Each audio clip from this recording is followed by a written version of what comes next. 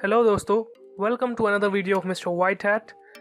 सो friends, आज का जो टॉपिक है काफ़ी इंटरेस्टिंग है। आज की जो वीडियो है काफ़ी इंटरेस्टिंग रहेगी। जैसा कि आप लोग जानते हैं, दुनिया के अंदर दो तरह के लोग होते हैं, एक तो अच्छे, एक तो बुरे।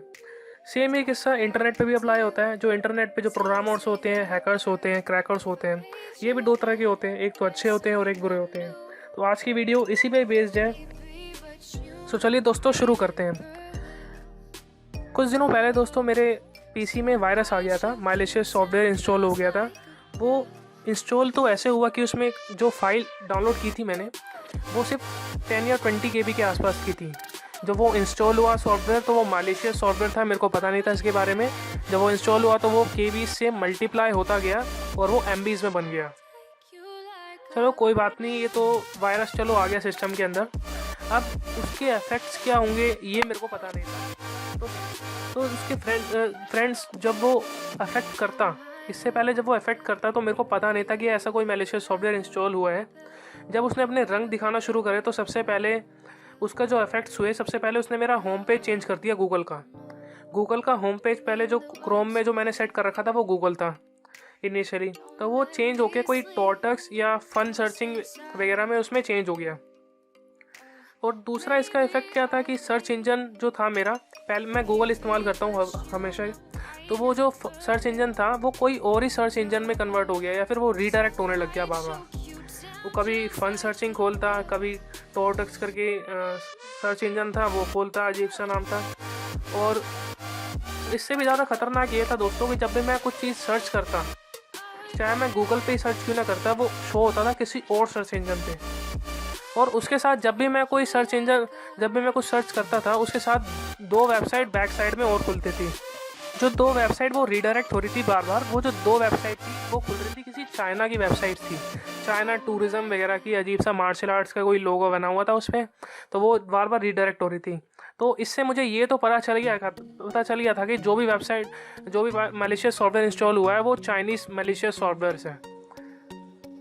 अब जो तीसरा इफेक्ट था उस वायरस का, वो जो शो धीरे धीरे रंग दिखाना जो शुरू करा था उसने वायरस ने, वो ये था कि उसने मेरा जो सिस्टम था काफ़ी स्लो कर दिया था। और दोस्तों जो चौथी चीज़ जो खतरनाक थी इस वायरस की, वो ये था कि कोई जोगो करके कोई ऐप थी जो इंस्टॉल हो गई थी, और जिसको मैं बार बार डिलीट कर रहा था फिर भी वो जा नहीं रही थी। और जो इसमें पांचवी चीज़ जो खतरनाक थी वो ये थी कि कोई ऐप जो चाइनीज़ लैंग्वेज में लिखी हुई थी, वो बार बार मेरे से परमिशन मांग रही थी इंस्टॉल होने के लिए। और वो दोस्तों ऐसी ऐप थी कि मैं उसको बार बार टास्क बार से भी एंड टास्क कर रहा था, फिर भी वो जा ही नहीं रही थी। और जो लास्ट जो सबसे खतरनाक बात थी इस वायरस की, वो ये था इसने मेरा कीबोर्ड डिसेबल कर दिया था। कहने का मतलब दोस्तों, जब मेरे को पता चला कि ऐसा मेरे सिस्टम में मालिशियस सॉफ्टवेयर इंस्टॉल हो गया है, तो मैंने सोचा कि इसको विंडो कीबोर्ड शॉर्टकट से यूज़ करके कमांड्स लिख के CMD में इसको किल करूँ। लेकिन दोस्तों जब मैंने देखा, मैंने माई PC खोलने की कोशिश की, माई कंप्यूटर खोलने की कोशिश की, तो उसमें विंडो ई काम कर ही नहीं रहा था। उसके बाद मैंने बैकस्पेस दबाया तो बैकस्पेस भी काम नहीं कर रहा था, विंडो की काम नहीं करती, कुछ भी काम नहीं कर रहा था दोस्तों कीबोर्ड का। तो दोस्तों अब तो ये था कि इसके सारे इफेक्ट्स थे, इससे और भी इफेक्ट्स थे, लेकिन बेसिकली जो मेन जो वायरस करता है वो सारे यही इफेक्ट्स थे। दोस्तों मेरे लिए शॉकिंग बात ये नहीं थी कि मेरे PC में वायरस आ गया है, बल्कि मेरे लिए शॉकिंग बात ये थी कि वायरस आया कहाँ से, क्यों आया, कैसे आया। दोस्तों आप सबको पता है कि वायरस जो होते हैं ये प्रोग्राम सॉफ्टवेयर होते हैं, लेकिन काफ़ी कम लोगों को पता रहता है कि ये जो वायरस है क्यों बनाए जाते हैं, कहाँ से आते हैं, क्या इनका मोटिव होता है। तो दोस्तों मैं आज आपसे यही सब शेयर करने के लिए ये वीडियो बनाई है। सबसे पहले तो हम जानते हैं कि वायरस आता कहाँ से है। तो बेसिकली दोस्तों ये सबसे पहले तो ये वायरस जो आते हैं जो फ्री सॉफ्टवेयर्स होते हैं हमारे, जो हमें इच्छा अनुसार, मतलब फॉर एग्जांपल जो क्रैक सॉफ्टवेयर्स होते हैं, हम चाहते हैं कि जैसे हमने कोई भी सॉफ्टवेयर इंस्टॉल किया लेकिन उसकी की खरीदनी ना पड़े, उसके लिए क्रैक डाउनलोड करने के लिए गूगल पे सर्च करते हैं। उधर बहुत सारी वेबसाइट्स हैं दोस्तों जो क्रैक पैचेस वगैरह निकालती हैं। तो और वो जो वेबसाइट्स होती हैं वो कोई पब्लिश वेबसाइट नहीं होती, वो ऑथराइज वेबसाइट्स नहीं होती मैक्सिमम नंबर ऑफ टाइम्स में, क्योंकि ये इलीगल काम है। किसी भी वेबसाइट का क्रैक वगैरह करना ये पब्लिकली इलीगल है। तो दोस्तों सबसे पहले तो हम ये ऑफ़र्स वगैरह होते हैं, फॉर एग्जांपल ये जो ऑफ़र्स, अलीबाबा की जो वेबसाइट है उस पर भी ऑफ़र्स चलते रहते हैं। इस पर ये डाउनलोड करो, ये प्रोग्राम डाउनलोड करो, आपको इतना कॉइन्स मिलेंगे, इतनी आपको अर्निंग होगी, ये सब वगैरह, इधर क्लिक करिए। तो ये जो दोस्तों ऑफर्स होते हैं, सबसे पहले इधर से ही हमारा ये वायरस आता है। अब दोस्तों ये तो बात थी कि ये वायरस आया कहाँ से। अब दोस्तों बात है कि ये वायरस बनाए क्यों जाते हैं, इसकी ज़रूरत क्या पड़ी, और ये ऐसी क्या ज़रूरत आ गई थी कि ये वायरस बनाने पड़ते हैं लोगों को, जो बुरे लोग होते हैं। तो दोस्तों जब आप किसी वेबसाइट पर जाते हैं तो उनकी जो ट्रैफिक सोर्स होता है, जो आपका ट्रैफिक होता है जो उस वेबसाइट पर लोड होता है, उनसे उनकी इनकम जनरेट होती है। जितने ज़्यादा लोग उनकी वेबसाइट खोलेंगे उतनी ज़्यादा उनकी इनकम होगी दोस्तों। तो दोस्तों जो नई वेबसाइट्स होती हैं उन पे इतनी ज़्यादा ट्रैफिक नहीं आ पाता, तो इस वजह से दोस्तों ऐसे प्रोग्राम्स जो बुरे लोग होते हैं वो बनाते हैं ताकि वो लोगों के पीसीज में इंस्टॉल्ड होए, और जैसे ही इंस्टॉल्ड है वो आपके जितने भी ट्रैफिक है, जो भी आप वेब सर्च करते हैं, कोई किसी भी गूगल पे सर्च करते हैं, तो साथ में आपके और टैब खोल दें जिस टैब पे उनकी जो वेबसाइट है वो खुले। तो जैसी वो वेबसाइट्स खुलती हैं उनकी ट्रैफिक सोर्स जनरेट होता है, उनका ट्रैफिक बढ़ता है, उनकी अर्निंग होती है। तो बेसिकली यही दोस्तों इनका फंडा होता है, अपनी साइट्स पे अपने जो भी वेब पेजेस हैं उन पे ट्रैफिक बढ़ाना। तो दोस्तों ये तो हो गया इनका मोटिव। अब दोस्तों ये जानते हैं कि ऐसे केसेस में मैंने क्या किया और आप लोग क्या करते हैं, और आप लोग क्या करना है।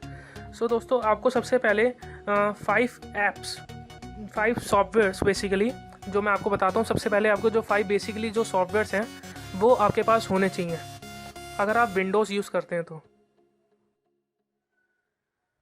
के नाम है, एक तो एंटीवायरस, दूसरा विंडोज़ डिफेंडर, तीसरा मालवेयरबाइट्स, चौथा रजिस्ट्री एडिटर, एंड पांचवा एंटी रूट किट। सो दोस्तों जब मेरे पीसी में वायरस अटैक हुआ था, मैलिशियस सॉफ्टवेयर इंस्टॉल हो गया था, तब मेरे पास कुछ भी नहीं था इसमें से सिवाय विंडोज़ डिफेंडर के। लेकिन दोस्तों इसमें इंपॉर्टेंट बात ये याद रखने वाली कि मेरा विंडोज़ डिफेंडर अपडेटेड था।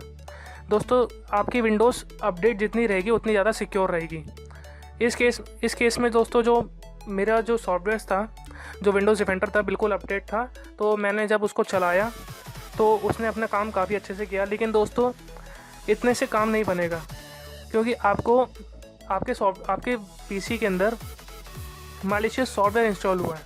उसके लिए दोस्तों मेरे पास जब मैलिशियस सॉफ्टवेयर वो नहीं था, मालवेयरबाइट्स, तो मुझे डाउनलोड करना था। जब मैंने पीसी पे उसको डाउनलोड पे लगाया इंटरनेट एक्सप्लोरर पे, क्योंकि और इंटरनेट एक्सप्लोरर पे जैसे ही वो डाउनलोड हुआ दोस्तों, वो वायरस ऐसा था कि उसने उसको उसी वक्त ही डिलीट कर दिया जैसे ही वो डाउनलोड हुआ।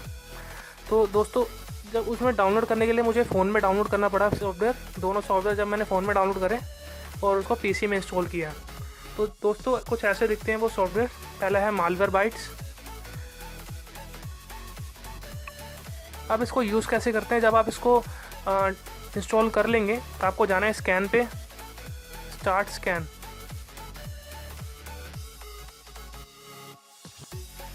ये पूरा आपका सिस्टम स्कैन कर देगा जितने भी मालवेयर्स होंगे। तो पहला जो जितने भी मालवेयर इंस्टॉल्ड हुए हैं आपके सिस्टम के अंदर, वो तो मालवेयरबाइट्स आपको शो करके निकाल देगा। लेकिन दोस्तों अब होता क्या है, सबसे पहले हमें प्रोटेक्ट करने पड़ते हैं हमारे रजिस्ट्री। विंडोज़ का जो एक स्पेशल, ये जो विंडोज़ ये अकेला ऐसा सॉफ्टवेयर है जो अपनी रजिस्ट्री, जो अपनी पॉलिसीज फाइल एडिट करने देता है। लाइनक्स भी इतनी अथॉरिटी नहीं देता कंज्यूमर को, यूज़र को, कि वो अपनी रजिस्ट्री फाइल्स और मतलब एक्सेस करने दे। सो दोस्तों हमें अपनी रजिस्ट्री को प्रोटेक्ट करना है। और सबसे पहले ये जो वायरस था इसने रजिस्ट्री पे अटैक किया था, पूरी रजिस्ट्री मॉडिफाई करके रख दी थी इसने। तो इसके लिए हमें क्या करना पड़ेगा, रजिस्ट्री को प्रोटेक्ट करना पड़ेगा। उसके लिए आता है रजिस्ट्री क्लीनर।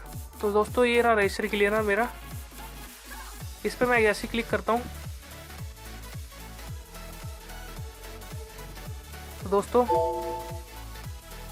ये कुछ ऐसा दिखता है।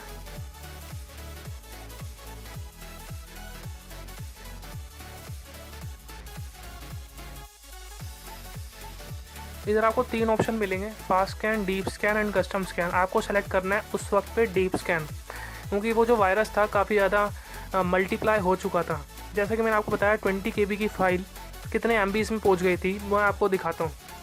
डीप स्कैन जैसे ही आप करेंगे वो आपकी सारी प्रॉब्लम्स निकाल देगा कि आपके रजिस्ट्री में कौन सी प्रॉब्लम है।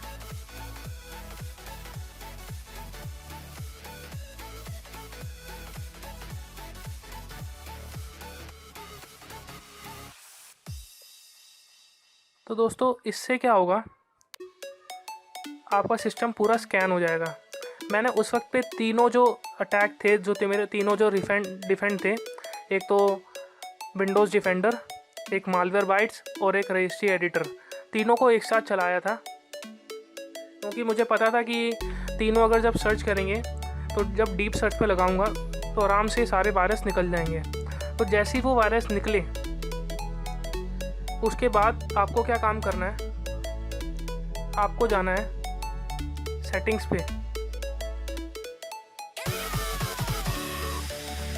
विंडोज़ की सेटिंग्स पे।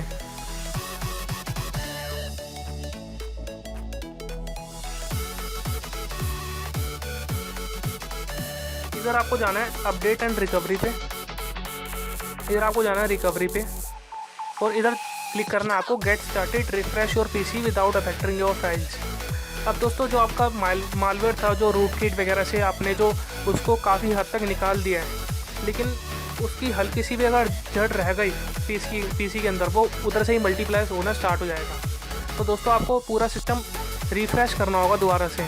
इसमें क्या होगा कि आपकी जो भी फाइल्स होंगी वो कोई भी आपकी पर्सनल फाइल्स मिस नहीं होगी या फिर कोई भी फाइल्स डिलीट नहीं होगी, आपका सिस्टम वैसा का वैसा रहेगा और एकदम रिफ्रेश हो जाएगा आपका सिस्टम। जैसे स्टार्टिंग में आपका पीसी एकदम फास्ट चलता था, एकदम वैसे ही चलेगा।